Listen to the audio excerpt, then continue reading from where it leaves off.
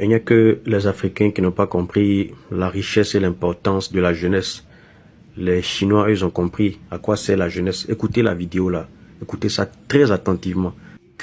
La version chinoise de TikTok, donc la version domestique, on va dire, du réseau social, d'abord, quand vous avez moins de 14 ans, elle est limitée à 40 minutes par jour. Ensuite, ça coupe. Par ailleurs, le réseau est inaccessible entre 22h et 6h du matin. Ensuite, nous dit-il, les algorithmes en Chine montrent aux petits Chinois des expériences scientifiques à refaire à la maison, des expositions, vous vous baladez dans des musées, vous avez des cours sur le patriotisme, qu'est-ce que c'est que l'attachement à son pays, des vidéos éducatives et scolaires. Et ailleurs dans le monde, c'est pas du tout les mêmes algorithmes. Bien sûr, parce qu'ils ont un objectif, les Chinois, ils sont pas bêtes. Ils ont un objectif, ils veulent dominer le monde. Donc, il faut mettre les moyens pour pouvoir dominer le monde. Et nous, pendant ce temps, qu'est-ce que nous on fait? Nos jeunes font quoi? Qui jouent. Or, nous dit-il, vous avez eu une étude qui a été faite sur des adolescents exposés à TikTok, version chinoise, et exposés à TikTok, alors c'était aux États-Unis, mais version ailleurs dans le monde, on va dire. Et au terme d'une année passée sur TikTok, les enfants en Chine, quand on leur disait quelle est la carrière dont vous rêvez, répondaient majoritairement astronautes. Et aux États-Unis, ils répondaient quoi? Influenceurs sur les réseaux sociaux.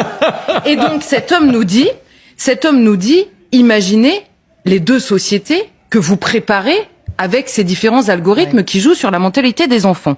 Et quand la question avait été posée à un officier chinois de dire pourquoi est-ce que vous limitez en Chine l'accès pour les mineurs à ce réseau social, il avait tout simplement répondu, ouvrez les guillemets, ces enfants sont l'avenir de la nation. Vous avez entendu? Vous avez bien entendu? Ces enfants sont l'avenir de la nation. Et nous, nos jeunes, ils sont l'avenir de quelle nation? Est-ce qu'ils sont même l'avenir? Ils sont le présent des politiciens, le présent des footballeurs, le présent des TikTokers, le présent des influenceurs bidons qu'on a sur les réseaux. Ils sont le présent de tout sauf l'avenir de la nation. Et qui prépare l'avenir d'une nation, mes frères et mes sœurs? C'est les politiciens, les hommes influents, les footballeurs. C'est les gens qui sont devant la nation qui préparent la jeunesse de la nation. Écoutez.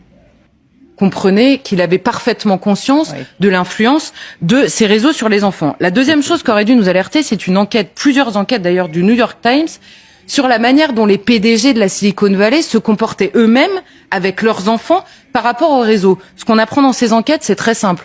Tous les PDG de la Silicon Valley interdisent catégoriquement l'accès à leurs propres réseaux sociaux à leurs enfants. Ils savent eux. Écoutez, cette dernière partie-là, je ne vais pas vous la faire écouter parce que ça m'a mis sur mes nerfs, ça m'a énervé, ça m'a mis dans un état. Vous voyez, des gens qui ont conçu les réseaux sociaux, eux-mêmes n'y vont pas, leurs enfants n'y vont pas. C'est un peu comme vous faites une nourriture que vous refusez de manger, mais vous le servez aux autres. Et les autres, stupides, hein, irréfléchis qu'ils sont, ils mangent cette nourriture-là. C'est un peu ce qui se passe en fait. Bon, qu'est-ce que vous voulez qu'on dise? Réfléchissons. Voici une vidéo à partager pour alerter, pour conscientiser.